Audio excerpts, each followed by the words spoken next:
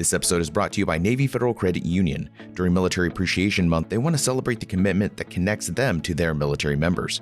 Visit NavyFederal.org/celebrate to check out their member-exclusive offers during Military Appreciation Month, or share your shout-out with hashtag Mission Military Thanks.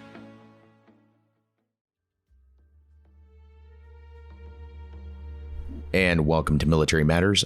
I'm Rod Rodriguez. I'm Jack Murphy. In this episode, we're talking about vaccines and why service members aren't getting it.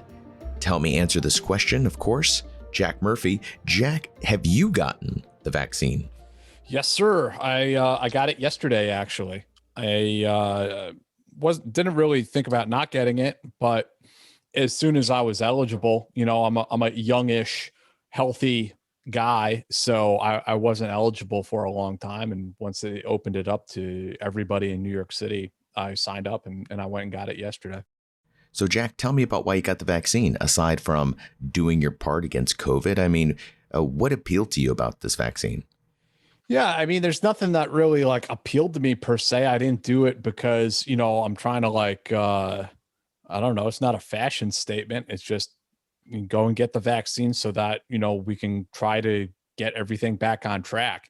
And I'm tired of wearing a damn mask everywhere I go. I would like to get back to, some sort of normalcy. And I think we all would. And the quickest way to do that is for all of us to go out and get our shot and get it over, get it done with. I think the CDC just put out some new guidance about vaccinations that you can now not wear your mask around small groups. You can maybe move around a little bit more freely. But even the mask situation is still a topic of contention. Some people still argue about whether masks work or not. Well, masks definitely work. But it's one of these dumb arguments is that people don't understand the difference between, or they don't want to understand the difference. Some people don't want to understand the difference that, a mask isn't 100% a fix to this, but it greatly mitigates the risk of spreading the virus. And if it's a 90% decrease, I mean, it's in mitigating that risk of transmitting the virus, then it's worth our time. But I mean, I don't like wearing a mask. I'm getting kind of fed up with it. So, the vaccine is eventually the 100% fix for it, or the 99%. I mean, the virus is always going to be around with us in some shape or form. And especially if it's not this virus, it's another one, or it is the seasonal flu. So, I mean, it's never going to be completely gone. But, I think all of it in aggregate is an attempt to mitigate the risk, to get it down to, not being in a pandemic, not being something that we have to worry about in our day-to-day lives. Jack, were you at all surprised at how many service members have gone public about their aversion and the refusal to take this vaccine? Yeah, I mean, I'm not necessarily surprised. And I think I've talked about this before, maybe not with you, Rod, but the military's approach to a lot of things is backwards. Just my own experience in the military and receiving vaccines, receiving shots and things like that. I'll just give you an example. I received the anthrax series twice. The reason being that the Army lost my paperwork and they said, oh, well, we don't have it. That means you never got it. And they just gave me, I think it's 5 shots or something like that. They gave me the whole thing all over again. When it came to the smallpox shot, they had no record, or they didn't keep records, or they didn't have them on hand. So they lined us all up and they said, show us your scar. And if you didn't have the scar, you couldn't show them the scar, well, you're getting it. So they'd give you smallpox a second time if they couldn't see a scar. So the military has a track record of not handling these sorts of things in a professional way. And then you compile on top of that other things we've reported here on Military Matters, right? The military housing crisis, where families are told, nah, there's no lead in the water. There's no black mold in your home. Surprise, there's lead in the water. Yeah, we can look back at things like Agent Orange and the way the military denied. And only when they were absolutely forced to did they admit, oh, yeah, we have a problem and we messed up a lot of veterans with Agent Orange during Vietnam.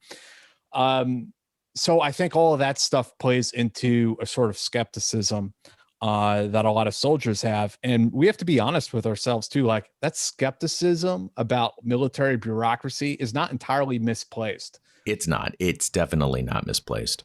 Yeah. I'm not advocating any sort of like anti-vaxxer conspiracy theory or anything like that, but the onus is also on the US military to do a better job, not just in like the messaging and how they sell the idea of a vaccine to somebody, but the actual practice of putting it into place. I mean, with the anthrax, I don't have the science in front of me, but there has been disputes about whether that vaccine, whether that anthrax shot series even protects you from anthrax. Like that's a debate, whether or not it even works. So I understand why some service members are skeptical. So on this episode, we're talking with Dr. Kamal Khalsi. He's an ER doctor and lieutenant colonel in the U.S. Army Reserve about what this vaccine is and isn't. Then we share your conversation with fellow reporter Libby Howe about some of the reasons soldiers say they're not taking the vaccine. Then after the break, Dr. Asher George from the Bipartisan Commission on Biodefense talks about how politics has reared its ugly head into public health policy and how that might affect both our defense readiness and preparation for the inevitable COVID mutations. But first up, Dr. Kamal Khalsi. He and I spoke last year, a few weeks before the national lockdowns and mask mandates. He's been listening closely to soldiers and the public's concern about the COVID vaccines. So here's my talk with Dr. Kamal Khalsi. I'm Dr. Khalsi. I'm an ER doctor on a good day. I'm also a lieutenant colonel in the U.S. Army Reserve. I've been in the Army for 20 years, and the views and opinions I express today are expressly my own. Those views don't represent those of DoD or the Army.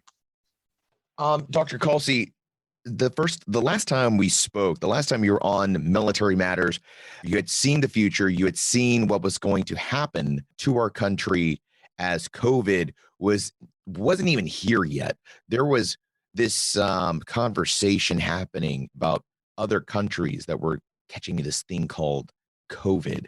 And you had talked about this was coming. In fact, I remember our conversation, you said it was here. As an ER doctor, you were seeing it. You just didn't have the test to prove it was COVID. Depending on who you talk to, we are coming out of COVID. Some folks are thinking we're just, you're shaking your head already. So let's start with that. My first question is, are we coming out of COVID? No. I don't think we're coming out of COVID for at least the next several years. So I'll give you a little bit more background. I'm an ER doctor, I'm a clinician, so I get to see this on the front lines. But I also have training and experience in EMS and disaster medicine. And so I've studied pandemics and epidemics, and I understand a little bit more than your average doctor or average person about how these things typically work. These pandemics rarely go away in the first year. If you remember back to the horrible 1918 flu, that took many years to overcome. And granted, we didn't have all this great technology that we do today, but it still took many, many years to get over that. And I think what's happening right now is, the initial strain of COVID that we had, sure, we will have overcome that. But these additional strains that have now manifested, it is going to be many years before we overcome all of those. What is the aversion? What do you think is the aversion of military service members denying this vaccine? I've talked to a lot of soldiers, and some of them feel that perhaps the vaccine's been rushed and that they don't, that they have a choice. And if they're given a choice, they're not going to want to take it. And I can understand that. I can see where they're coming from. But a lot of the other vaccines that we were given, over the years had way less data behind them. I mean, if you think back to I don't know if you got the anthrax vaccine. I remember being jabbed in the shoulder a number of times for that. And so many other vaccines over the years. I don't think we had nearly the efficacy that we have here in the COVID vaccine. And we have a clear and present danger, right? You could walk out of your house and go to the supermarket, and there's a good chance that you could encounter COVID, depending on what part of the country you're in. Whereas, you're not necessarily always going to be coming in contact with anthrax. So, I think some folks have a hard time wrapping their minds around just how serious this threat really is. What are your thoughts as a doctor when you hear about these stories of people dying from the vaccine? Look, if the vaccines were killing people, if the vaccines were truly killing people, I, as a doctor, as a clinician, wouldn't be taking it myself, right? Or any of the other amazing frontline workers that have taken it. You wouldn't see the president of the United States or our military brass take the vaccine. Our Secretary of Defense, Lloyd Austin, has taken the vaccine. So, the upper echelons of our government have taken the vaccines. There's no way that these vaccines are killing people. So that's just, a lot of these stories, you have to see where your information is coming from. And I think if you allow yourself just to read a post on social media without verifying the authenticity of it or trying to figure out if it's real or fake, I think you're doing yourself a disservice. So, part of the problem is that social media has become so much a force in educating or miseducating our public that it's causing, in some ways, a public health crisis. So we need to figure out how to fix that. And we need to figure out who's generating this misinformation. And in some ways, I think that this misinformation is possibly coming from our enemies, right? It works to our enemies' favor if our soldiers are not vaccinated and they're dying off. It affects our readiness, it affects our ability to deploy, it affects our national security. You're talking about strains. You're on the front lines of this war against COVID. Some folks are wondering, why are we fighting COVID when it doesn't kill that many people? Most people are surviving it. It's no worse than the flu. And the flu hasn't apparently, turned into strains and killed people. So why are we worried about this COVID thing? It sounds like it's being pushed forward, propped up, maybe politically enhanced. What are your thoughts?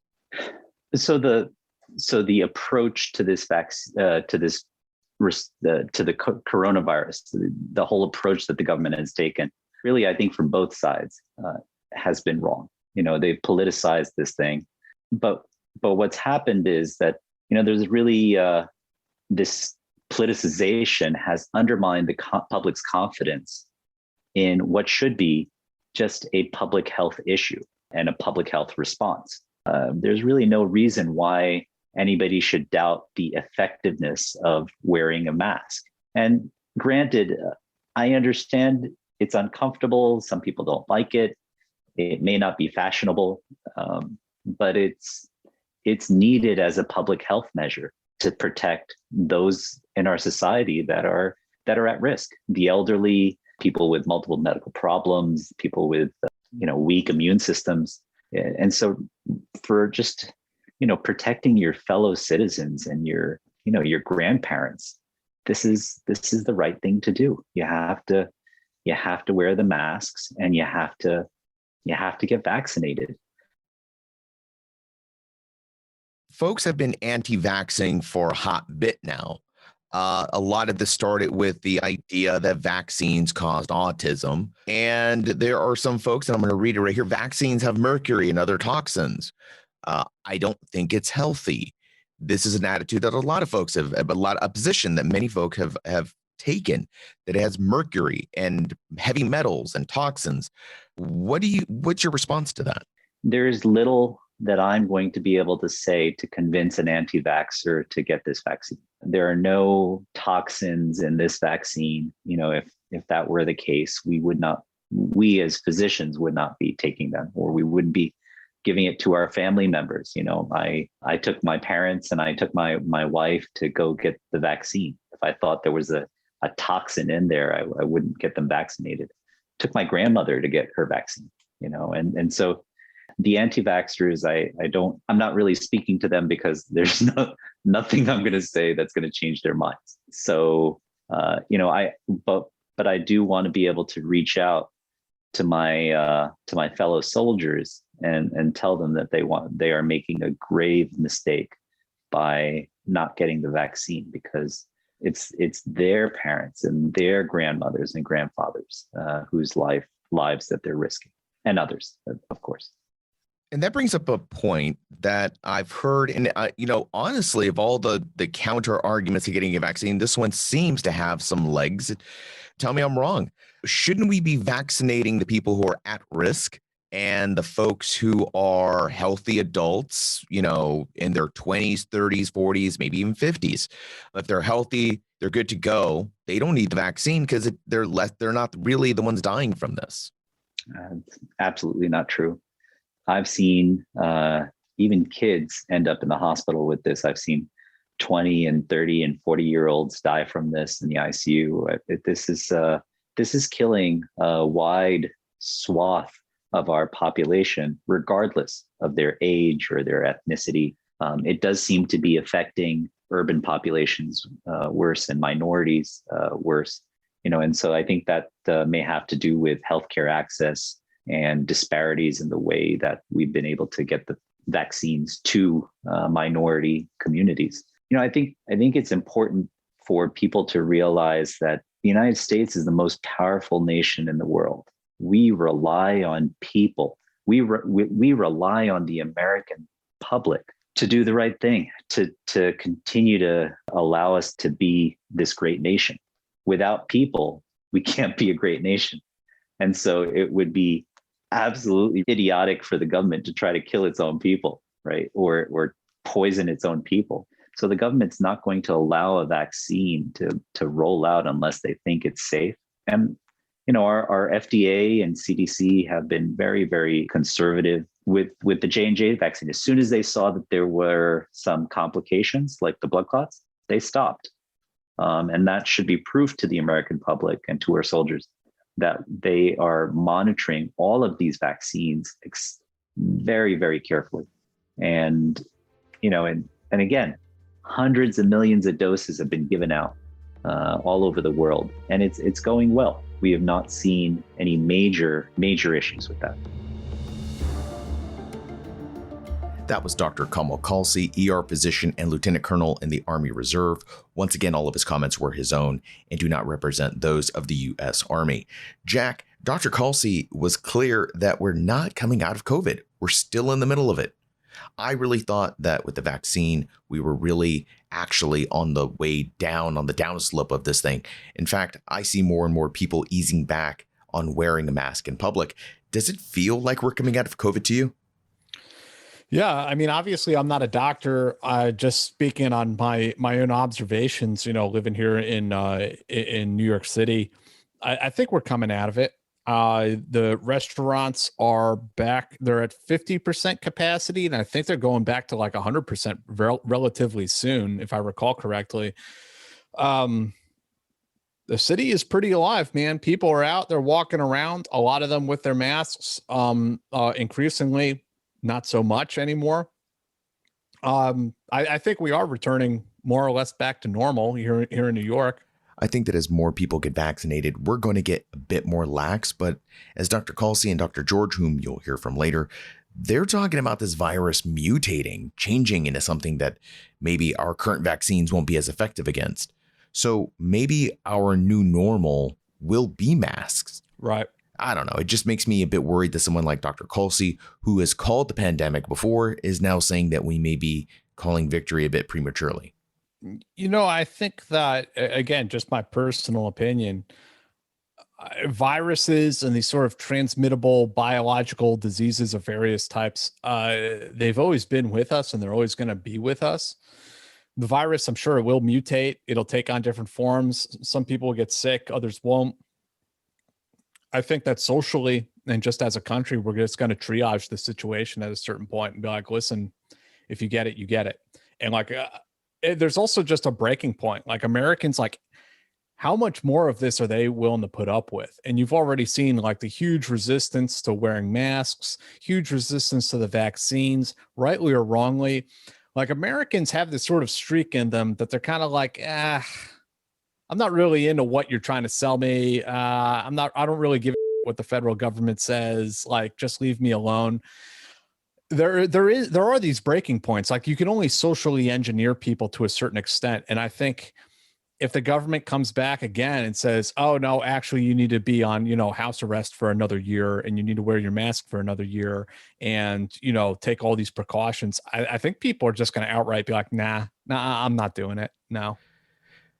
I think that's where people get messed up in that they say, nah, I'm not doing it. And they think that's where the story ends, but it's not. The story goes on because then they or a loved one gets sick. And what Dr. Kalsi is saying is that there's a vaccine available right now that can help prevent someone from getting sick and could possibly help you against those mutations as they come around. So he's saying, get vaccinated. Yeah. No, please do. Yeah. Yeah, that was his message. But I do believe folks have legit reasons to distrust the government. Service members have legit reasons to question their respective branches. We've all heard the story of vaccine records getting lost and a service member getting them all over again from day one. Hell, that almost happened to me. I had to get them faxed to my new duty station, faxed like it was 1991, not even an email. Well, do we? I don't know if we even have enough time to get into the whole malaria pill fiasco and how asinine all of that was. Not just the side effects of it that were hydroxychloroquine or something, like some weird name like that. They had all kinds of horrendous side effects for a lot of people, giving them all kinds of crazy nightmares and everything else. And some people have tried to link it to suicide. I don't know if that's true or not, but people have said it really had dire consequences for a lot of guys who took it. And then also, doxycycline, that's right. Yep. And they would say, when I was deployed, they'd say, start taking it. And then they'd have us stop taking it all the time. It was like back and forth. And then over the course of a 3-month deployment, we'd be told to start taking it and stop taking it like 4 or 5 times. Because there were debates I guess this was like Army Surgeon General level, way above our heads, about the efficacy of these malaria pills. And I believe there are also questions about whether or not they even worked. So yeah, again, like the military kind of treats Joes like we're experimental guinea pigs sometimes. It's like, if you don't know if it even works, why are you making us take it? Which is funny because this should be the other way around. The FDA did so many. Yes, it's not FDA approved, but the tests that have been done on this thing, albeit fast, were pretty big, pretty important. I don't think anything of this scale was ever done like this before. The military has these sorts of I guess you could call them like waivers to do things that don't happen in normal medicine. And I mean, the flip side to it is like the use of the tourniquet has saved God only knows how many soldiers' lives. You'll never see that in use with like civilian paramedics. And police officers have adopted it quite a bit now. But that's like something that has in the past, and I think it continues to this day. Like any like ER doc would like freak out if they saw a tourniquet on a patient. But the military jumped on them. It was like, hey, it works. Let's use it. And it saved a lot of lives. So, I mean, it's not as if everything that they, quote unquote, experimentally take is wrong. But they're able to do things that don't really happen in civilian medicine.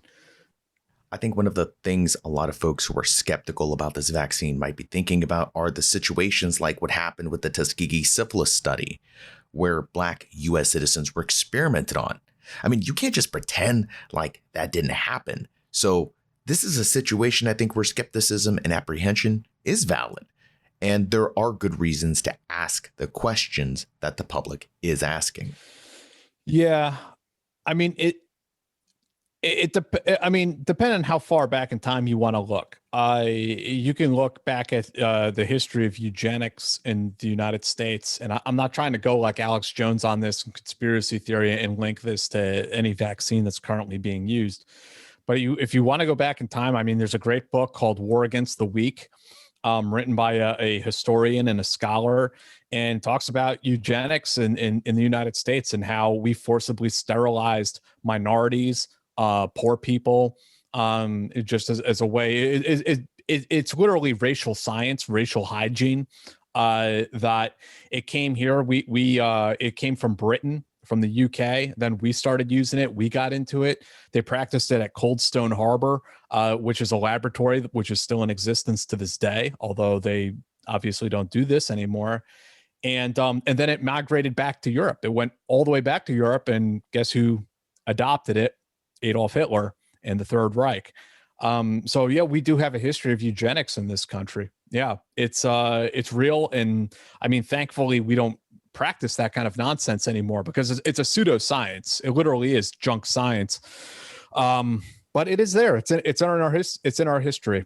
Yeah. And to your point, we're not, folks. We are not trying to as you said, Jack. We're not trying to Alex Jones this. I think what Jack and I are trying to do is show you we understand the skepticism. We get it. I'm with you. Jack's with you. Yeah. We both understand your skepticism, your concern, and we're validating those things. This isn't like QAnon where I will look at somebody and be like, dude, that's completely baseless. It makes no sense. That's insanity.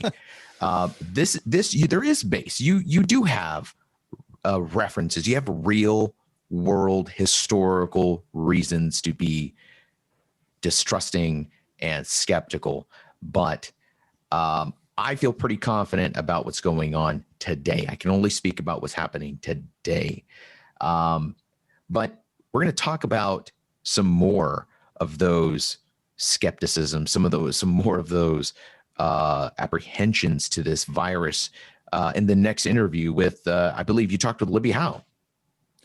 Yeah, absolutely. Libby is a reporter. I worked with her for, over a year, and she has been tracking the COVID statistics, in particular in regards to the United States military, really since day one, since this virus hit American shores. She's kind of been tracking it from that time all the way to now.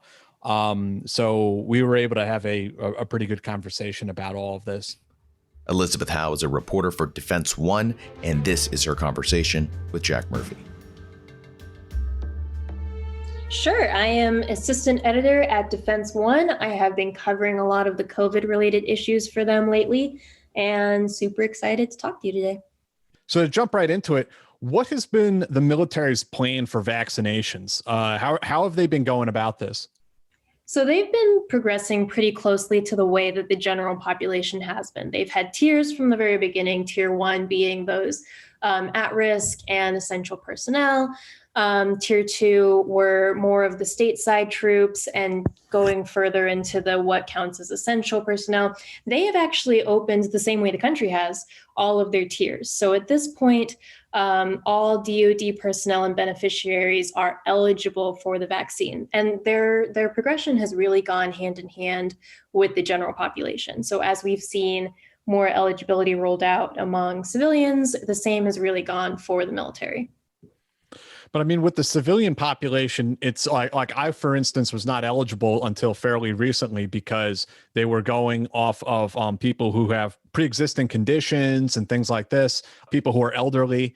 And the military, generally speaking, very young population. They've already been screened just to get into the military. So, I mean, I imagine that you didn't have all these different tiers, at least not to the same levels, because you have a generally younger, healthier population. I mean, is that true? Yeah, their tiers were definitely different sizes, but there are a lot of DoD civilians and contractors that were included in the top tiers the same way that those age demographics would have been included in the comparable tiers in the civilian population. So yeah, we do have a lot of those young, healthy, fit troops that just recently became eligible for the vaccine. And so what percentage of the military is vaccinated at this point? Do we know? It varies a lot because DoD is depending on the branches to keep track of their vaccination numbers. I was just on a media roundtable yesterday with the Army, and they're close to 40% of their eligible population is vaccinated. Depending on what branch you're looking at, I think the Navy was somewhere around 50. the Air Force was a little bit higher. So depending on the branch, it was somewhere between 40 to 60% of the eligible population was vaccinated. That conversation was a couple weeks ago. So when they were talking about eligible, they didn't include their bottom tier, their most recent tier that became eligible. So those percentages have probably shifted since then, but they seem to be doing a good job of getting those who are interested in being vaccinated. I mean, is there any sort of projection about how long it's going to take to get the military completely vaccinated or close to completely vaccinated? Is there a holdup with the production of the vaccine? Or is it that, and we can get into this too, is it that there are service members who are denying the vaccine at this point? I believe that getting the portion of the DoD population that wants to be vaccinated is a pretty achievable goal because there is a large percentage of them that are still resisting the vaccine. And DoD has been adamant that they are not going to make this vaccine mandatory at any point soon. So I believe that that will be the bigger hurdle for DoD to jump. If they want to have the majority of service members vaccinated, they're going to have to do something to convince these troops to do it. And we've seen it at some installations. I think it was an installation in Texas. There was some hullabaloo because they were requiring vaccine cards for troops to use the DFAC or the gym. But there were other installations that were creating incentives. If you were vaccinated, you got to use the gym at this time. So those are some of the efforts we've seen. 5% off with your military star card if you're vaccinated. Yeah, vaccine card, star card will get you in anywhere now. But they are adamant that they're not going to make it mandatory. And that's been a question because what does it do to readiness? Even if you're about to deploy, you are still not required to get the COVID-19 vaccine. So what the DoD will do as far as trying to get more of its force vaccinated, it's kind of unclear. And it's also unclear if they want to push that vaccine. There's still a little bit of dispute, like we've seen with the Johnson & Johnson vaccine, of if these vaccines are completely safe, should they be pushed on people? The DoD is having the same issues that the CDC is. The military will not release this information. At least they wouldn't release it when I was checking. But I had sources telling me about the 82nd Airborne getting called up for something.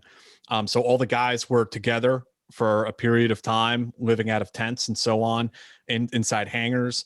And when they came back, there were like entire companies that were essentially non-deployable. They all had to be quarantined because so many people had it. And it's a good question of when we're going to tip the scales between, all right, we're not ready as a nation to defend ourselves, and we want to respect the legal rights of troops and not push a vaccine on them that isn't proven. But can we talk about how many things they shoot into your butt when you first enlist, and are we really sure that all those vaccines are safe? And how far do we think the DoD will be pushed on readiness before they decide that COVID-19 is just the same as the anthrax vaccine or any of those other kind of questionable vaccines? Yeah. And is that kind of the sense you're getting, that there are people turning it down because they have these other experiences? Like anthrax has been quite debatable. Even the malaria pills have been debatable about how effective they are. There are other things, we're both reporters. We've covered things like Agent Orange, burn pits that everyone was told is safe. People were told that there's no black mold in their house on military bases, that the drinking water is safe. Turns out it's full of lead. So I mean, there's an irrationality to a lot of the anti-vaxxer movement, but at the same time, you can't completely discount people's skepticisms about what the military tells them. No, and I do think there's an interesting difference here between those situations, is that we are sticking this vaccine into the arms of civilians. And so I think it's a little different because, hey, if we'll do it to the civilian population, it might not be as bad as some of those other things that we've subjected military personnel to. But those are the responses, anecdotally, of course, because DoD is not tracking why individuals are declining the vaccine. But anecdotally, those are the reasons that we're getting for why troops don't want the vaccine. They're not sure about the side effects. They're not sure if it's safe. They don't really know that much about it. Did you see the thing that Fort Carson released yesterday?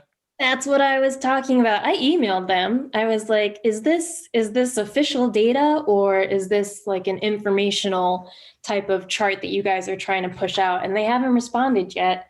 They did respond and say, we're working on your inquiry. But my inquiry was very simple, is this formal data or is this an informational chart? Right. I checked that they actually did. I didn't just pull this off of social media. I did, but they posted it on their own Facebook page. So it's not like this is just something I found drifting on 4chan or something like that. So we're looking here at the top 12 reasons Fort Carson soldiers opt out of the COVID vaccine. This was posted by like the official Fort Carson Facebook page. So just going down here, the first one, I don't know. And like you, I have no idea how they compiled this information. I don't know if this is the most common excuse given, but number one on here, it's not FDA approved. What do you think about that one? I'm just reading there. So this chart has reasons why you might not want the vaccine. And then the opposite column is, here's why that reason isn't a valid one. And the reasoning is, well, those energy drinks that you slam aren't FDA approved either. This is a very interesting approach to. It's also interesting because the DoD has been careful not to advocate on a branch level getting the vaccine.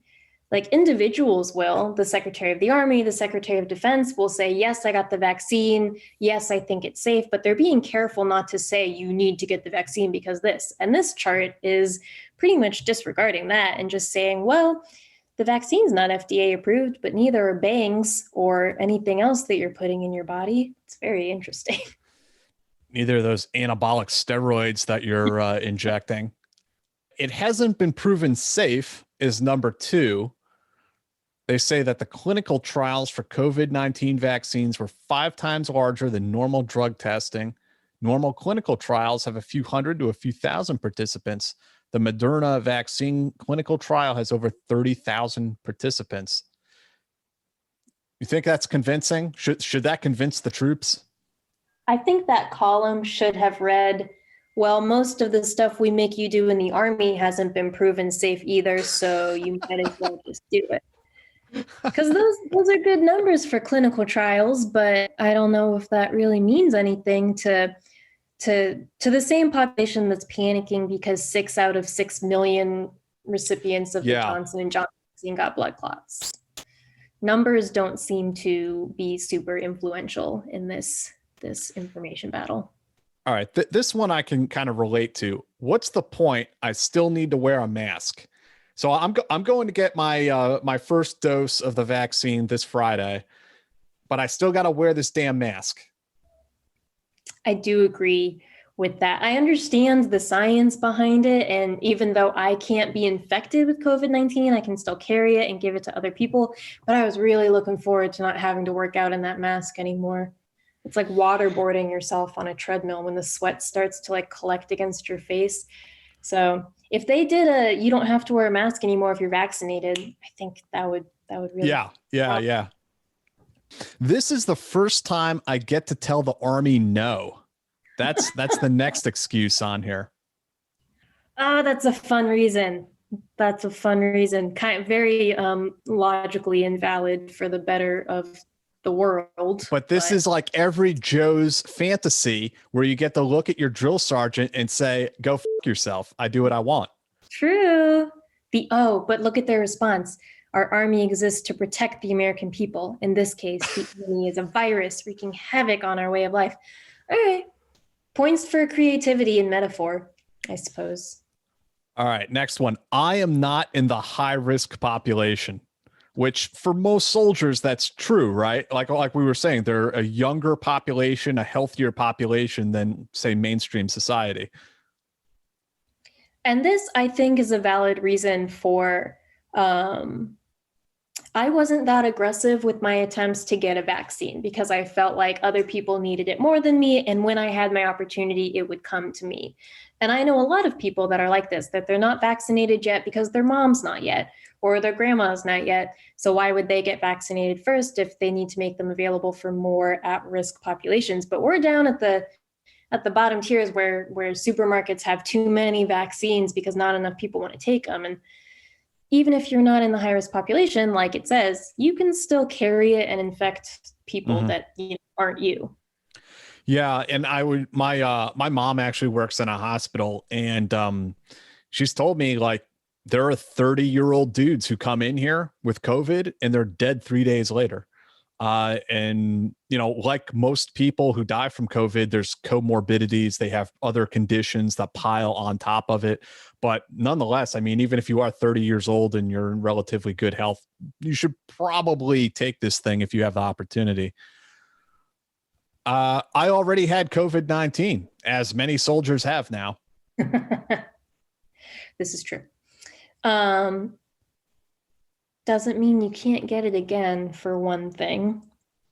Doesn't mean that you can't still transmit it to other people. I do understand if you had COVID-19 and it wasn't that severe, you were probably more afraid of the symptoms than of COVID, which is that's the next thing on the chart. Vaccine symptoms are worse than the virus. So if you've had COVID-19 and it wasn't that bad, maybe you're more afraid of the symptoms. But what's interesting to me is that people keep saying we don't know enough about the vaccine. We don't know that much about COVID.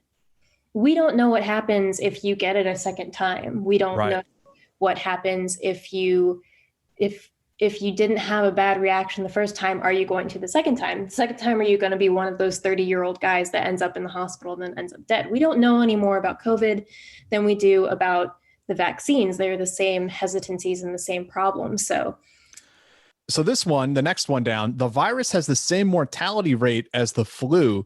That's actually kind of bullshit right there. That one's just flat out not true. And I remember looking at the CDC numbers. Interestingly, only about 500 people a year die from the flu.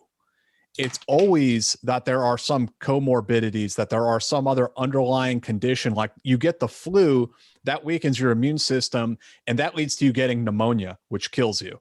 And there was a point very early in the pandemic when our predictions made it seem like the virus was no more fatal than the flu, because we thought that our deaths would stop at 50,000 or 60,000. Now we're close to 600,000, aren't we? Oh, it says right there, we are well past the fatality rate for the flu. I don't want my family to get sick. In other words, people think that they're going to get this vaccine and they are then going to kind of transmit the virus or the symptoms of it or something through that vaccine to their family members. That's a good informative one on the chart, because that's something that I actually didn't know, that well, I guess I don't really know how other vaccines work, but you think that if you get the flu, you can give it to a family member. But if you get the flu shot, you're not going to give that to another family member off of the flu shot. And that was something that I hadn't thought of before getting the vaccine, that it's not a live vaccine. It's not actually a transmittable version of the virus. Yeah, it's the ones we have here are RNA vaccines. They like bond with, I can't describe all the science. I'm not going to try to. I think you should probably talk to a doctor or a scientist about that, folks. I'm just saying it's an RNA vaccine. So yeah, you cannot transmit the virus. You're not getting a live vaccine or a live virus in that vaccine. I am being safe. It has kept me healthy so far. Interesting. Do you think that where you're only thinking about yourself, but what else are we looking at here?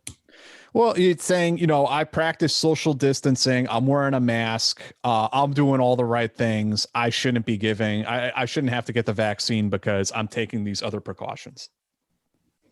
Also, if you've been playing it safe so far, aren't you bored of not going anywhere and having to social distance? Aren't you a little stressed about all of that, trying to be such a safe person? If you've been following all of the CDC guidance so far, why are you stopping short of the vaccine?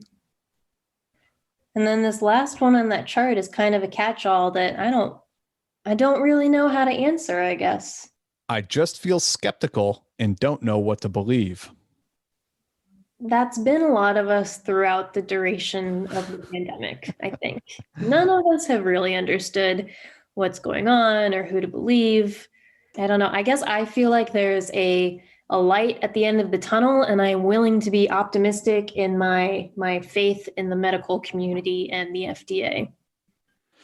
Yeah, and they say here, if you want to get some more information straight from the U.S. Army, you can go to carson.army.mil, and they have fun facts for you. So I don't know, Libby, where do you think we're going with this thing from here on out? I know you've been tracking the statistics really since COVID hit our shores. Are we over the hump? Are we heading back to normalcy? What's the next step, do you think, particularly in regard to the military's reaction to the virus? I think the DoD is very close to its level of new normal. I don't foresee masks going away. I don't foresee quarantines going away anytime soon, at least. I think the military, more so than the civilian population, has figured out how to live with COVID.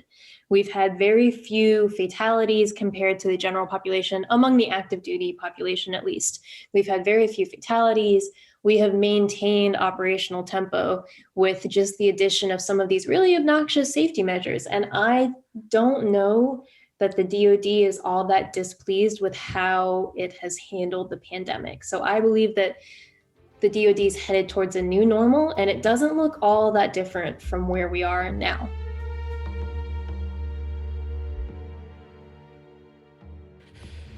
Yeah, I mean, that was a serious but also at times fun interview with Libby, and we were able to take that graph from Fort Carson and go through all of it and kind of step by step look at every single example that soldiers have given as why they don't want to get the vaccine. And it's food for thought. I hope those soldiers will turn around and decide to get the vaccine at some point. But we have to look at each of them individually and discuss, why do people feel that way? The one reason that really stood out to me in that list was, I'm not going to do it because I don't have to. Right. It sounds a little childish. Am I taking it the wrong way? Am I not thinking about this the correct way? Yeah, it is childish. I mean, I remember when I was in processing at Fort Benning into my unit when I was going in a Ranger battalion, and they gave us this book. It was like a fairly thick book, like a 150-page book about preventative medicine.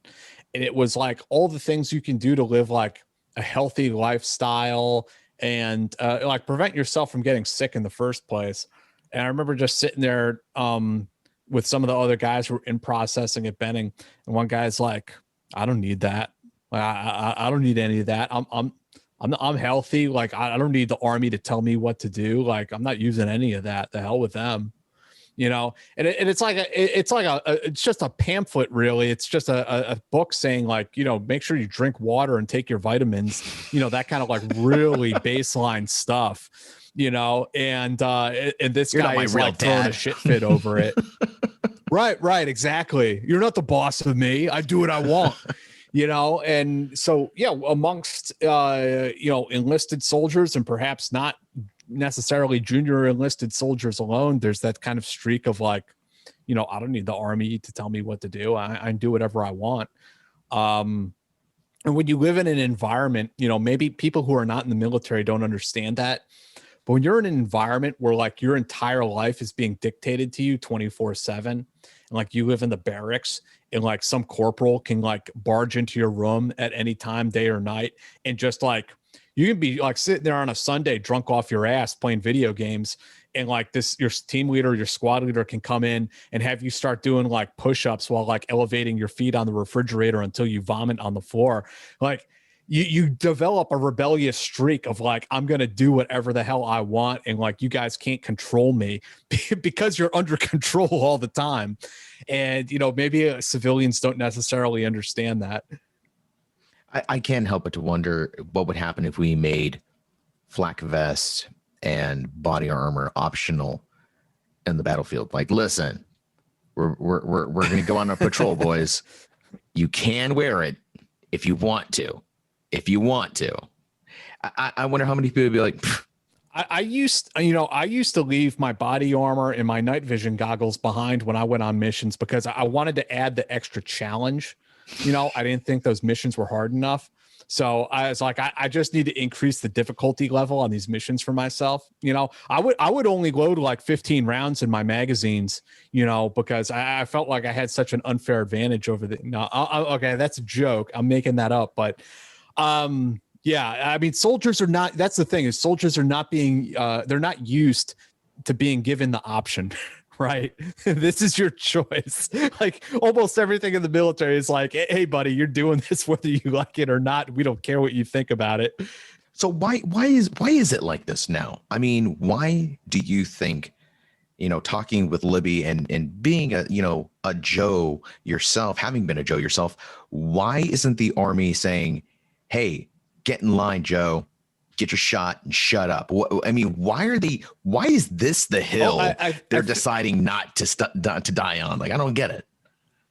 I think it's a legal issue. I think because the FDA hasn't formally approved the shot, that they can't make it mandatory yet. Because there'd be like liable to all kinds of like, class action. Well, I guess there's also a law that you can't sue the Army over anything, but I was going to say, like, it's not FDA approved, I think. When does that ever stop them? Yeah, I don't think. Yeah, I don't think that they can make it mandatory until the FDA blesses off on it, which is probably going to happen like relatively soon. I want to see the FDA approval for the 4 fingers of death in that MRE from like 15 years ago. Like, there's no way that thing was FDA approved. There was no way that was edible food. Whoa, what 4 fingers of death? What are you talking about? Dude, are you kidding me? What was it, like the hot dog packet? It was like these 4 little wieners that were in MRE. Really? Dude, they were horrible. There's always some psycho Joe in your unit that's like, I'll eat them. I don't remember that. I remember when they brought in the clam chowder MRE. Nope, not doing that. But they also put bread. You remember they started putting bread in the MREs? Like, this is bread that has a shelf life of like 15 years. Like, holy shit, that's like some space age NASA type stuff, like science technology. Show me the FDA approval for that. MREs, yeah. Yeah, now you got me thinking. Yeah, where is the FDA approval for all of that? Yeah, clam chowder in the hills, in the mountains of Afghanistan. No, thank you, sir. I think I'll just eat the snow. Nope. And it's been sitting in the back of an LMTV where it's like 150 degrees inside for weeks on end. Nope. You could live dangerously. You could live dangerously and wash that down with a milkshake. Yeah, the milkshake that it comes with. They're like you're literally rolling the dice. You're taking some dice in your hands, ratting them up, like throw them like, take the wheels, Jesus. I'm in your hands now. Well, folks, if you're brave enough to eat clam chowder, wash that down with a milkshake, you should definitely go get your vaccine. A strawberry milkshake powder that comes in the MRE. Yeah. Godspeed. Thoughts and prayers. Navy Federal Credit Union has made it their mission to help their military members for over 85 years. During Military Appreciation Month, they want to celebrate the commitment that connects them to their military members. They offer resources like Best Cities After Service and Best Careers After Service to help veterans transition to civilian life. Visit NavyFederal.org/celebrate to check out their member-exclusive offers during Military Appreciation Month, or share your shout-out with #MissionMilitaryThanks. Navy Federal, insured by NCUA. All right, welcome back from the break. Our next guest is also somebody we talked to before during our first COVID special. Like Dr. Kamal Khalsi, she predicted this was going to be bad. She knew this was not going to end the way, unfortunately, so many people were saying, like, oh, this is going to be a flash in the pan. We're going to be in and out of this like a month. It's going to be great. She and Dr. Khalsi are of the mindset that this was going to be a long haul. Like, she was like, buckle up. This is going to get weird. So this interview, I sat down with Dr. Asher George to talk about really how politics has reared its ugly head into the vaccine, into COVID, into all of this. And now I feel, and I'm kind of of the mindset, and I don't know how you feel about this, Jack, but I think politics has a lot to do with why service members aren't getting the vaccine.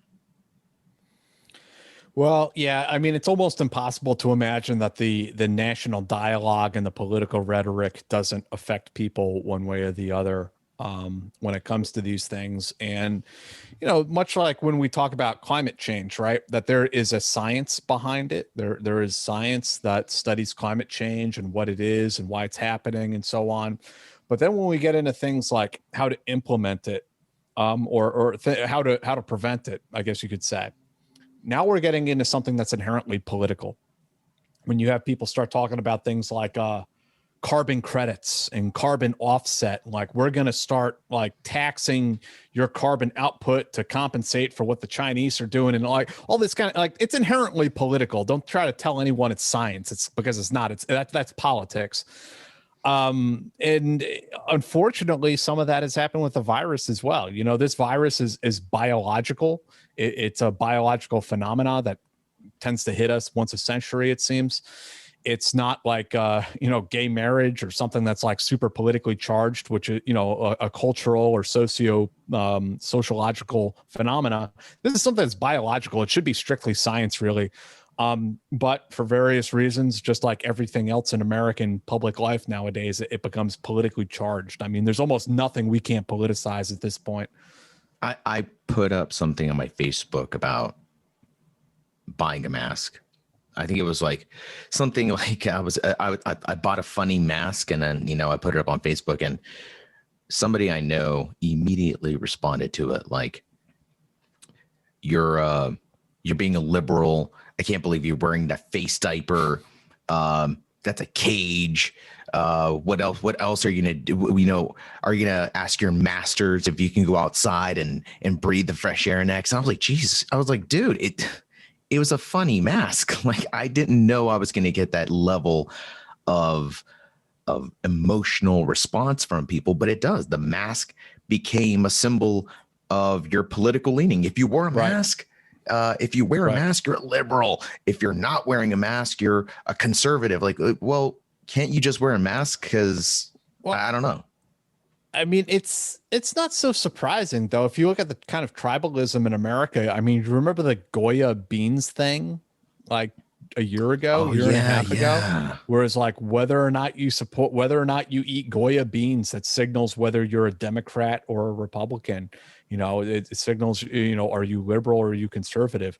I mean, everything now, from like the foods you eat, the clothes you wear, the cars you drive, the sports teams, or do you like sports or not? Do you support the NFL or not? Like, all of these little things all signal something about our personal identities. So I'm not surprised that, wearing a mask is politicized. It's like you said, it's a signal of your political identity. Yeah, it's getting a little weird where now I'm not sure what I do on a daily basis signals my allegiance to what. Like, I'm going to wear red shoes, walk out the door, and someone's going to be like, you communist, and, shoot me dead in the street. And right. It sounds, oh, that's crazy. Is it? Is it though? Nowadays, with the tribalism, and everybody has to be in their little side, and everybody has to have people like their group of 30 people who think just like they do, and they get super hard. Like, hardcore and fanatic is like the new normal, and that's freaking weird. Yeah, and it's seen as the preference is to be as extreme as possible, to be as far to one side or the other as possible. That's seen as being good and being pure. And all of those people in the center are the sheep, right? They're the ones who, why won't you take a stand, Rod? You got to take a stand on this. And it's like, hey, man, we're talking about like macaroni and cheese, or we're talking about a football game, or like a sneaker brand. It's like, I don't really feel like I need to take a stand on this, dude. Like, this isn't that big a deal for me. But it is. It's a big deal. And I'll tell you what else is a big deal. And this is that was a terrible segue, but I'm going to stick with it. I'll tell you what else is a big deal. Dr. Ashley George. Roll with it. She's a big deal. I'm rolling with it, man. Hell yeah. She is the director of the Bipartisan Commission on Biodefense. And this is my interview and my talk with her.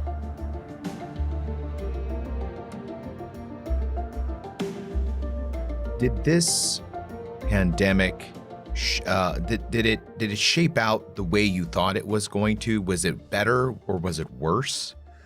Well, it's hard to say, right? We're trying to compare to previous biological events like the H1N1 pandemic of influenza back in 2009. We're trying to compare to what other countries did, and our country is really not like every other country.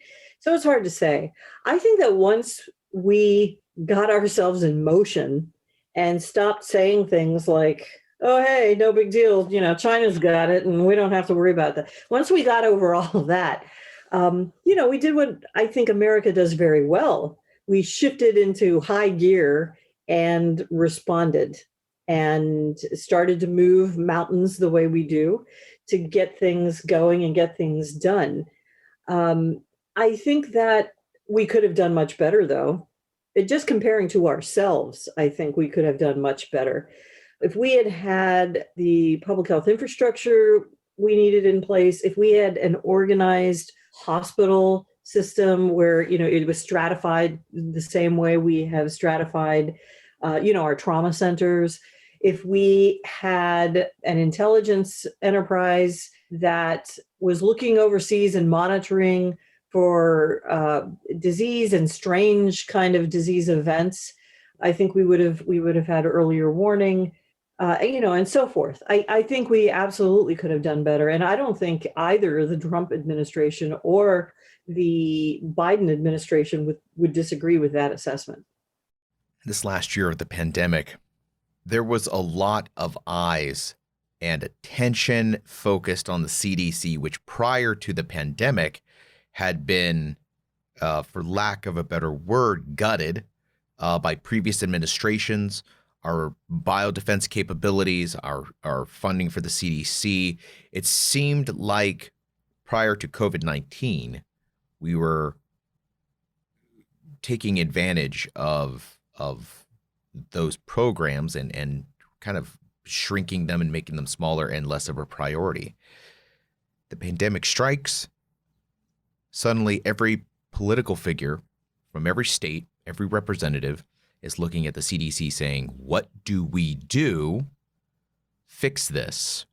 And as an outside observer, what I saw because of that was the disease became politicized. It became less about a scientific or medical endeavor and more about a political endeavor. Having seen how political the virus has become, and now the vaccine has become a political minefield, and we'll get into that in a moment. But does this help or hinder us as we look towards COVID version 3 or COVID, 2022, 23? Well, look, we're talking about the CDC and what happened with the CDC, and I think it's a perfectly legitimate question, and certainly one that should be asked when somebody, either our commission or a different commission, does the inevitable after-action review. We can't do it now. We're in the middle of the action, but it needs to be done. And that this is the top question: what happened? So I agree. If you look at many of the CDC's programs, they were not getting the funding that they used to get, say, back after H1N1 influenza pandemic. And if you go back even further, they didn't get the funding that they were getting post-anthrax when we had the anthrax events in 2001. And when I say that, I don't mean like, the CDC was trying to manage its entire set of activities on the basis of, a $5 budget. That's not it. But the funding for preparedness and emergency response activities had absolutely decreased. Not only that, but funding that goes through the CDC and goes out to the states, localities, tribes, and territories also was vastly decreased in terms of the grants that go out. While none of that was zeroed out, it was less than what it should have been. And then along came COVID-19 to prove that fact. So that is one thing. Those are just realities. And I don't want to point the finger at a particular administration. Many administrations have had reduced the amount of funding going, but also Congress, according to the Constitution, has power of the purse. Congress too just thought that, hey, we don't need to put so much money into these programs, so let's put money elsewhere. And I do want to say we are a leading nation, and as a result, we have a lot of things we need to spend our money on, but reallocating money and putting it elsewhere can be a mistake and can come up to slap you in the face when something like a pandemic comes around. So that's one part of my answer. The other thing I would say is on the political front, and maybe it's better said on the policy front. Part of the response to this has to do with leadership, right? Who is leading the efforts? Who is telling whom what to do? In the case of all biodefense events, in my opinion, if they affect national security at all, we expect that the White House is going to be involved, not necessarily in charge, but involved. What I think we saw during the COVID-19 pandemic was a whole lot of people wondering who's in charge and who should be doing what, and people are pointing the fingers, and some people are saying it should be CDC, and some people are saying it should be HHS, and some people are saying it should be DOD, and some people are saying it should be the White House. Unnecessarily, I think that the Trump administration sort of flopped around for a while, trying to figure out who should be in charge. And they sort of put Secretary Azar, Secretary of Health and Human Services, in charge, but that didn't work out really well. This leadership issue is really a very important point. We need better leadership, and we need it in advance and in a sustained fashion before these pandemics come around, during the pandemics, and then afterwards. In our blueprint for biodefense, we put in a recommendation about this. We thought that the Vice President of the United States should be in charge of the entire biodefense enterprise, no matter when the event is occurring, for two reasons. One is that one department cannot tell another department what to do anyway. And secondly, so that makes it something that has to come out of a high-level person at the White House, not a junior staffer somewhere, but a high-level person. And then secondly, you could see from the complexity of our response, there were so many entities involved. I think it would have been oversimplification to say the CDC should have been, top of the mountain there all by itself. I don't think that that's the case. But thirdly, let's get to the politicization piece. The way I think the Trump administration tried to handle this was by controlling everything, including communications from the White House itself. But it did not have adequate subject matter expertise, adequate staff with experience in dealing with public health events, large-scale events like this, and it just didn't manage. As a result, when the CDC was trying to do whatever it wanted to do about this, I think they were having to run a whole lot of traps up at the White House that they weren't used to doing. I think they were hobbled by poorly funded programs that could only do so much for them anyway. I think they were tripping all over themselves trying to respond quickly, but they did not take a lesson that we all know from having been in the military. And that is, if you go too fast and fall all over the place and trip over your own feet, then you are going to take longer to accomplish your mission than if you just slow it down a little bit and take your time and go forward in an efficient and an effective manner. So if you remember the testing debacle when CDC put out a diagnostic test and it wasn't working and the guidance wasn't right. And then we discovered that the CDC itself had contaminated the test kits that had gone out. And meanwhile, everybody's beginning to test anyway. And then we just had stuff all over the place. That is an excellent example of both the politicization and the impact of moving too quickly. I think the CDC was feeling pressure from the White House, do something in a political manner. And CDC was trying to respond, but they responded too quickly. And then we didn't get what was useful. And as a member of the American public, you want to be able to go somewhere and know that your test is going to give you the correct information. So I don't know, from there, you can see now, again, it's predictable. Now what happens? Okay, so now we have a credibility problem with the CDC. So then the White House and HHS say, okay, so we're going to lean further forward, but it's CDC that has the experts.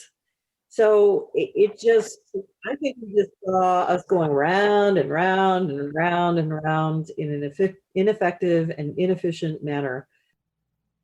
This distrust of our government, of the government programs, there is a growing distrust from the American public that is resulting in some folks taking an anti-vaccine stance, not to be confused with anti-vaxxers, but is this a problem? Is this a real issue that we need to address as a country?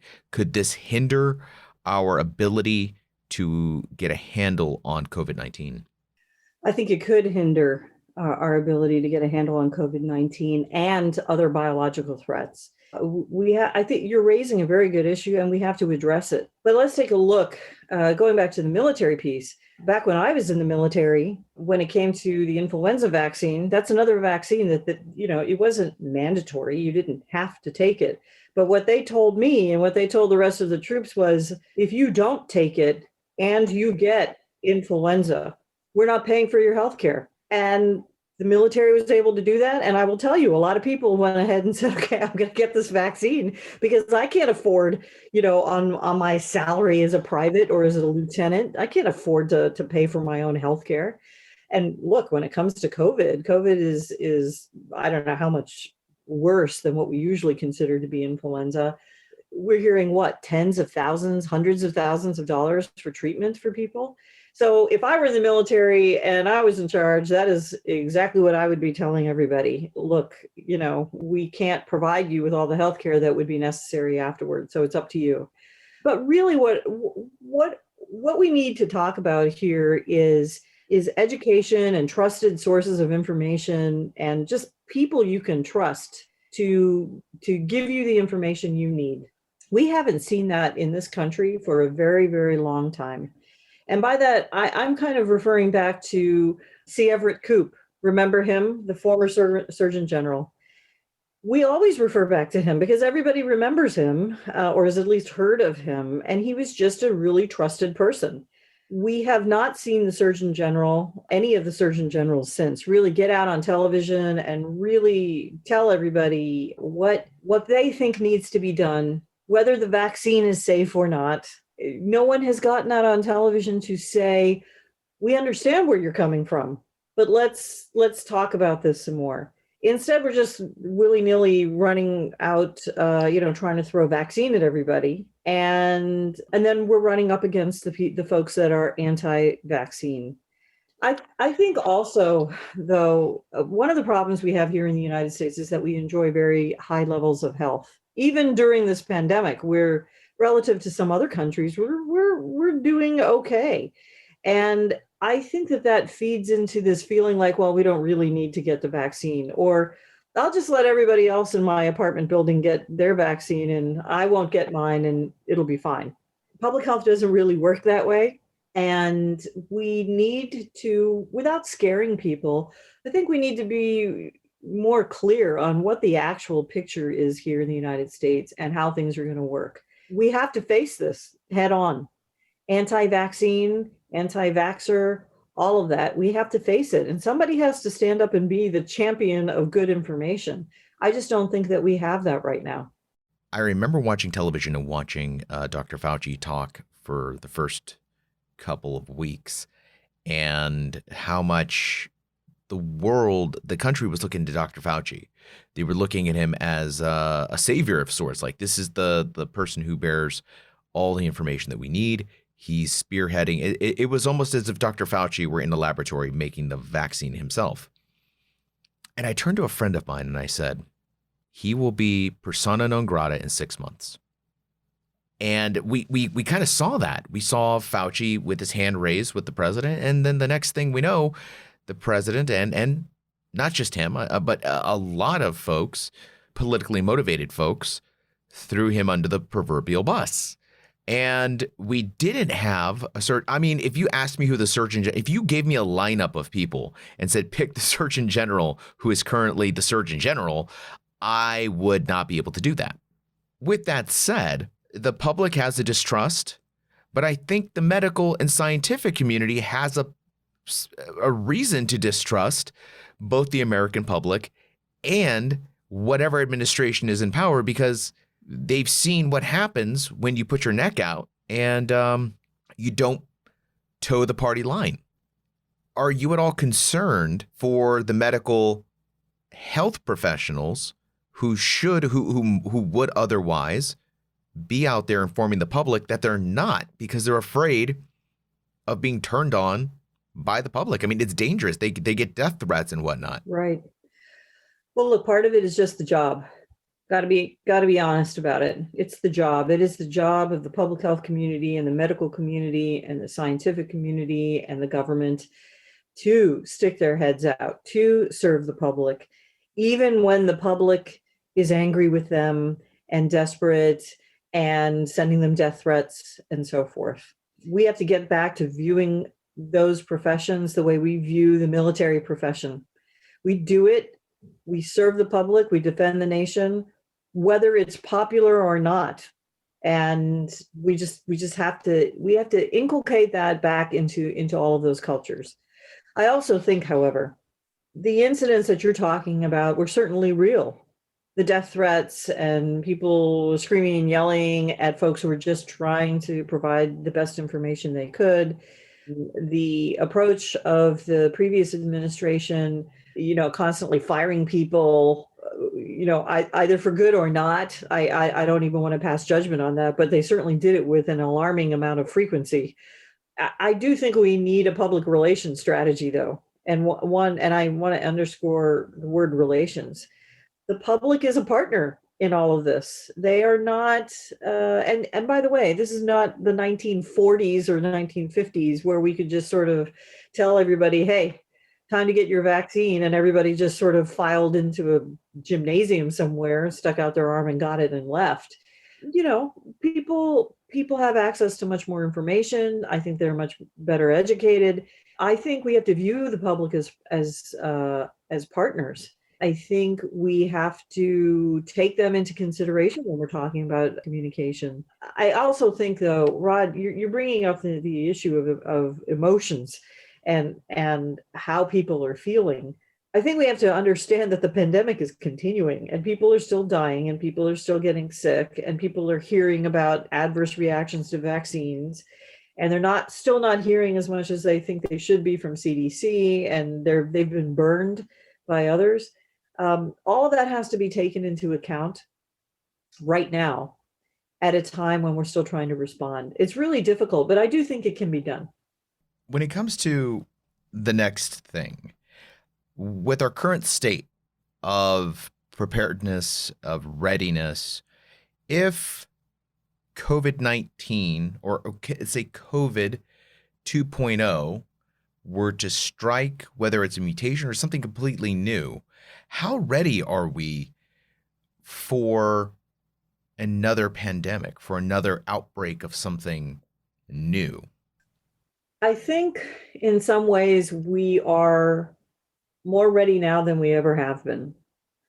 So I would say that on the one hand. On the other hand, many of the things that should be in place, that needed to be in place in terms of being prepared before another event comes down the pike, are still not in place. As I said earlier, we had a blueprint for biodefense that we put out in 2015. And I promise, I'm not trying to hawk the report so much as I want to point out that we had 33 recommendations in there. And many of those recommendations have still not been addressed.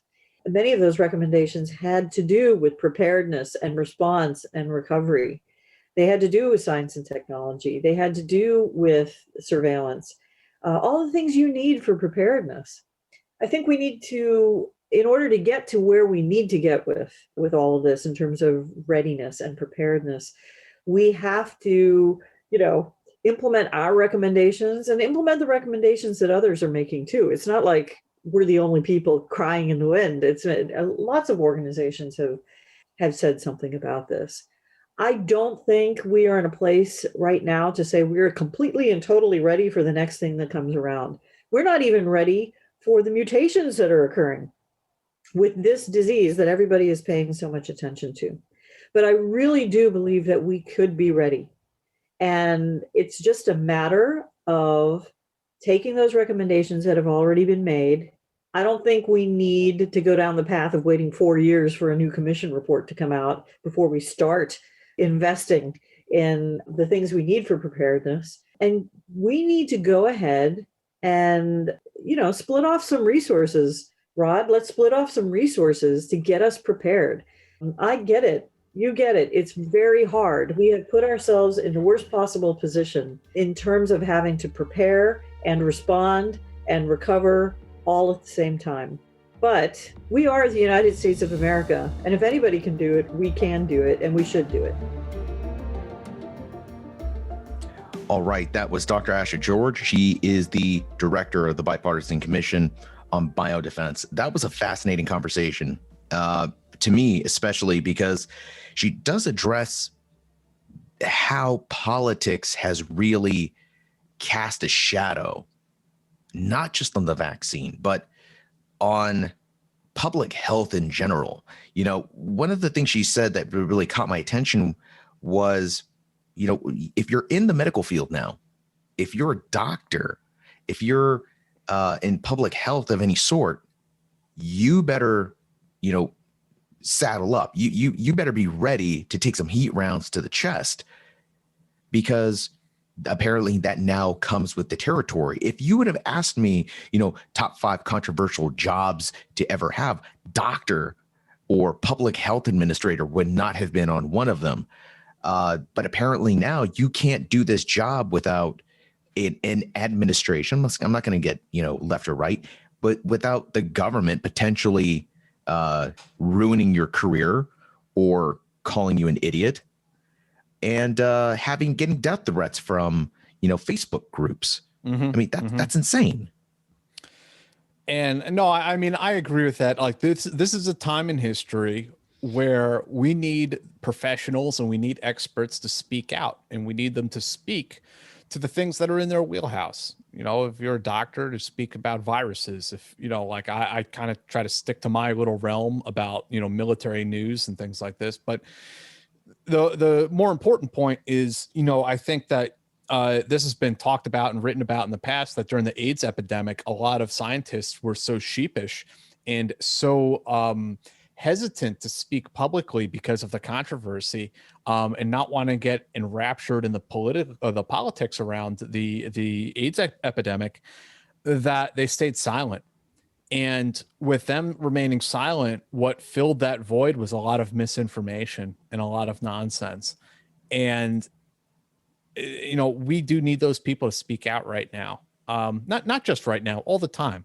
We need people who are professionals and who have spent their life studying a certain subject to come forward and not politicize the subject, just speak to what they know and to what the science says, to what the facts say, and inform the public.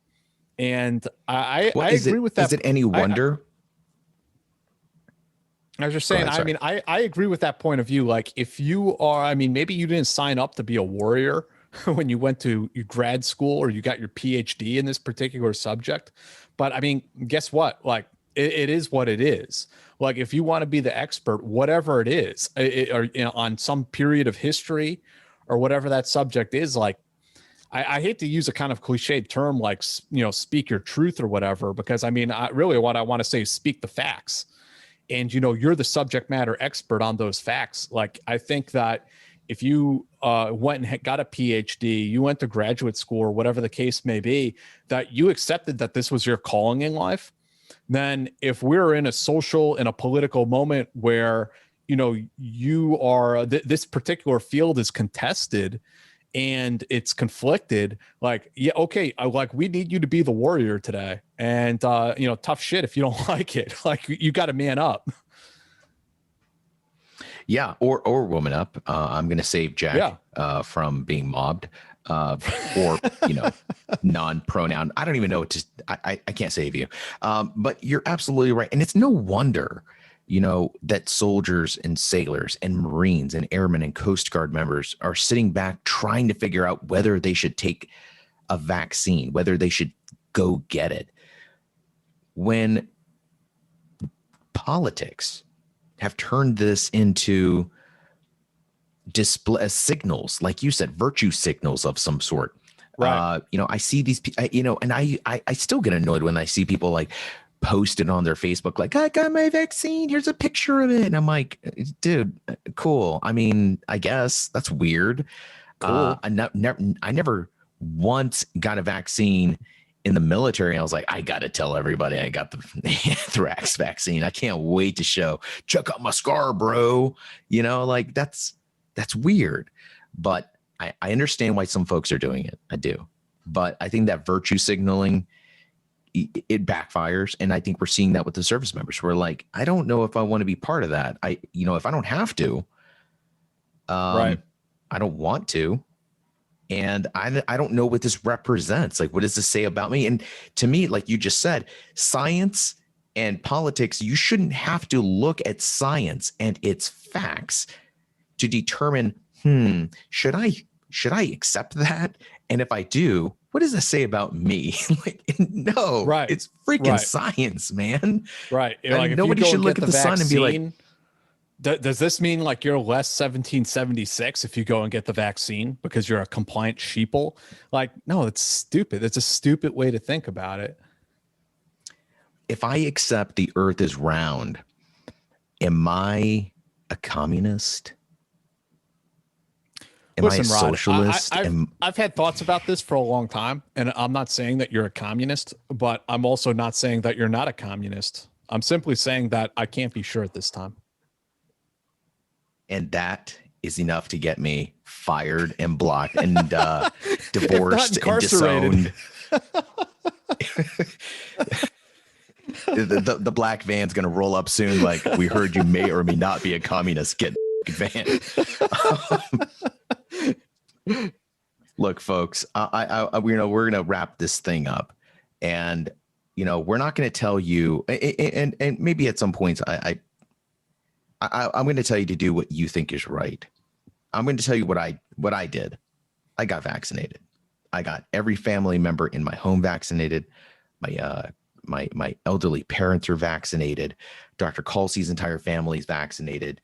I believe Libby's got both of her vaccines, and Dr. George is vaccinated. How about you? Do you got both? Are you No, I have one. I got to go back for the second one next month. Or so you're still unclean. It's the first. So the tail end of this month, I got to go and get the second shot. So till then, you're still unclean. You're to be shunned. Yes. Right. Yes. Put in a leper colony. It feels weird. Like, people, that's the other thing. People are like, oh, are you fully vaccinated? And people are like, oh no, I got the first one. And it's like, oh, like, what is that? What's these suspicious downward cast eyes? Like, oh, you're one of them. Get away from me. I only hang out with fully vaccinated people.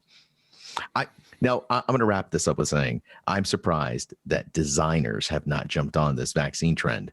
Like, why isn't Gucci or Louis Vuitton or any of these other companies jumping on, like, hey, if you're going to get vaccinated, get a Louis Vuitton vaccine. It's got like, your leather syringe pouch.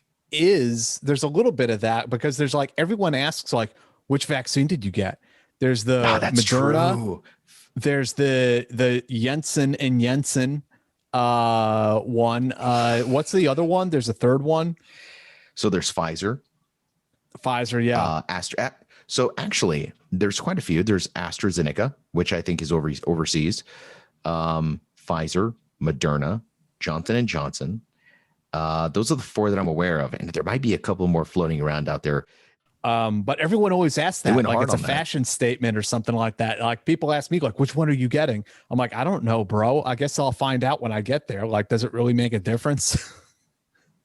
Yeah, I've heard that too. It's like, which one did you get? I'm like, I got Moderna. And yeah, I got the Moderna. And as I was saying, look, how did you feel? My arm's a little bit sore, but right after I got that shot, I ran 3 miles, here in Brooklyn. And then I went into work. I recorded a podcast and drank a 6-pack of beer as I did so with a couple buddies. And I'm okay. I'm still here. That was last night. Jack Murphy later jumped into the rooftops, fought crime, avenged some fallen parents of some sort. I don't know. He may be the Batman of New York. Dude, I don't get it. So you got Moderna shot too. I guess you're just it's that Ranger Green Beret hoorah. Dude, it me up. Really? Dude, oh my God. Well, so wait, I took it. So remember, I only got the first one. So was it the second one that messed you up? Second one messed me up. First one, I was pretty good. I think I felt a little crummy. I felt crummy. So after the first one, I felt more like, when you think you're coming down with something, but it's kind of in that pre-stage. Okay, that's how I felt. I felt like a little crummy. I still went to jiu-jitsu. It still felt fun. The second one, though, man, holy crap. That one took me out hardcore. They gave it to me in the morning. I got it at 10, 11 o'clock in the morning. I was going to go to jiu-jitsu right after that. I'm like, I feel good, man. I feel it's Saturday, whatever. Went home, took a nap, woke up, and it was just everything hurt. I just had all these body aches, man. It just felt like when you go to the gym and you go a little too hard, back in the day when you had the real stuff in those pre-workouts, you felt like Zeus, you felt like Shazam, and they're like, ah, yeah, I felt like that, dude. I felt I went over got a hard. Sick ass pump. Yeah. And more like all my joints hurt. What have I done to myself? And then for 2 days, it was headaches, fever, body aches. And then it just kind of went, it just took a week. It took about 2 days of really nasty. And then another 2 days of coming out of it. And then I was fine. Well, yeah. We'll see when I get the second one at the end of the month, we'll see how tough I sound after that. You know what? I hope it kicks your ass. I do, because I want this thing to knock you down a notch or two. All right. You got I'm living in a world of darkness. Oh God. Oh, Jesus, folks, do what you think is right. Do what's in your heart. Love and friendship will guide you. Go get your vaccine if you want to. It is available. You don't have to pay for it. Just get it if you want. If you don't, make sure that you feel like you have a good reason why you're not doing it. Jack, any parting words? No, man, that's all I got. We'll see you guys next week. Rod will have some, he's a diligent taskmaster. I'm sure he'll have me all over a totally different subject, and I'll be jumping all over that. That is what we do, folks. We bring you the news. We bring you the matters that matter to you. Military matters. God, that sounded cheesy. Let's never do that again. All right, folks, that's it. I'm Rod Rodriguez. That's Jack Murphy. You can find us on Twitter at StripesMMPod. You can also find Jack at Jack Murphy RGR. You can find me on Twitter as well at RodPodRod. As always, go check out stripes.com. You'll find all of our old interviews, all of our old episodes are in there all the way down to season 1. And of course, if you use offer code podcast, you get 50% off your digital subscription to Stars and Stripes. So that's half off for just using promo code podcast. But of course, our podcast is always free to listen to. So you can find us everywhere you listen to podcasts, Spotify, yada, whatever you listen to us right now. And make sure you share the show. Okay. That's how we grow. Share this show, send the links, send it to folks that argue with them. I think I've shared this podcast on a couple of questionable Facebook groups. My feed is now full of Bigfoot, Yetis, and UFOs and anti-vaxxers, QAnon conspirators. It's fascinating what happens when you spread this podcast. But anyways, do it. Find out how this roll the dice. And clam chowder and strawberry shakes. We'll see you at the top. See you next week, folks. God help us. God help us. We're out. This episode was brought to you by Navy Federal Credit Union. During Military Appreciation Month, they want to celebrate the commitment that connects them to their military members. Visit NavyFederal.org/celebrate to check out their member-exclusive offers during Military Appreciation Month, or share your shout-out with #MissionMilitaryThanks.